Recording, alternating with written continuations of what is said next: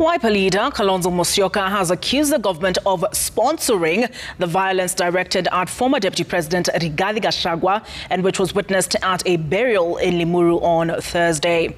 Kalonzo called out what he terms as state-sanctioned harassment and intimidation of the ousted DP, with his allies criticizing President Ruto for using violence to silence dissenting voices. The Wiper Democratic Movement party leader, who spoke in the company of former Limuru Member of Parliament Peter Mwathi in his first public appearance since his abduction, also accused the government of a deliberate effort to sabotage constitutional timelines by failing to reconstitute the IEBC. Mary Moki has the details.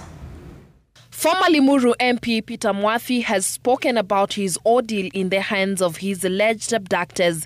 Mwathi spoke at a press conference with Wiper leader Kalonzo Musyoka.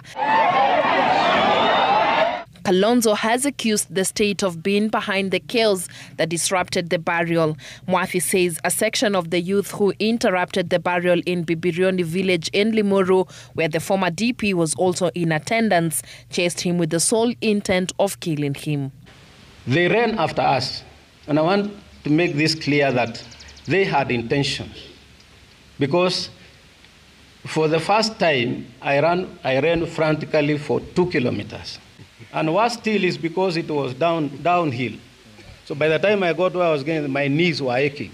My guys told me, you know, those guys are carrying machetes, they are carrying pangas. Some of them have got these nut rungus.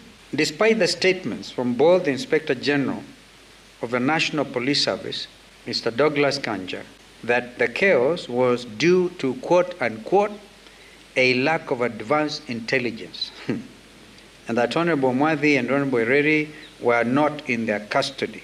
This was a state-sponsored attack and abductions. Mwathi says he and the area MCA hid in a forest before flagging down a taxi to ferry them to safety. However, after boarding the taxi, their sigh of relief was short-lived. There are 2 Subarus.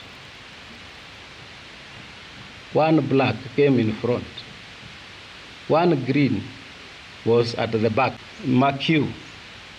All these guys were hooded, including the driver. They have a mask, and one had a cape and the others had, I think, baklava. They told me, usiangalie kando, uangalie mbele.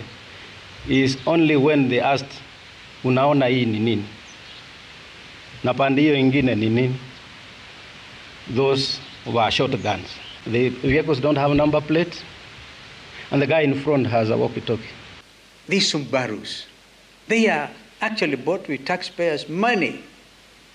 We have said time and again that these are goons sponsored by the state, using walkie-talkies. No amount of denial by the Inspector General and the DCI will convince Kenyans that this is not the case. The former Limuru legislator says after hours of torture and brutal grilling by his abductors, he was dumped along the southern bypass. Wiper leader Kalonzo Musyoka has accused Ruto's administration of state-sponsored aggression against former DP Rigathi Gachagua and his perceived allies.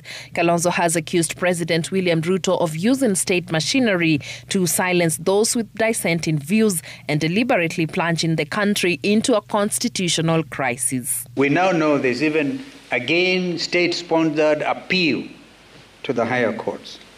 Of particular concern are the constitutional timelines for boundary delimitation and the reconstitution of the Independent Electoral Boundaries Commission, IEBC. The regime is not interested in the reconstitution of a credible commission. Through sponsored court cases, the process of setting up the panel has been frustrated. Kalonzo says the delay in constituting IEBC is a deliberate ploy to undermine the people's sovereignty to recall unpopular leaders. Kalonzo accusing the judiciary of pandering to the executive and being complicit in the lack of a properly constituted IEBC. We have a simple question for the judiciary, which, as we say, the last line of defense for democracy. Did the Constitution envisage a situation where the commissioners of the IEBC are not in office? Did the framers of our Constitution contemplate a situation where the courts can allow for a dysfunctional commission?